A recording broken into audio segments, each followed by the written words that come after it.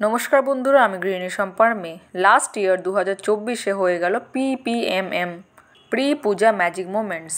এই অনুষ্ঠানে আমরা 20টি ছোট ছোট বাচ্চাদেরকে কিছু জিনিসপত্র দেবো, যেমন জামা কাপড় আর পড়াশোনার সামগ্রী। পেন্সিল বক্সের মধ্যে দিয়ে দিলাম পেন, পেন্সিল, রাবার, শার্পনার আর চকলেট।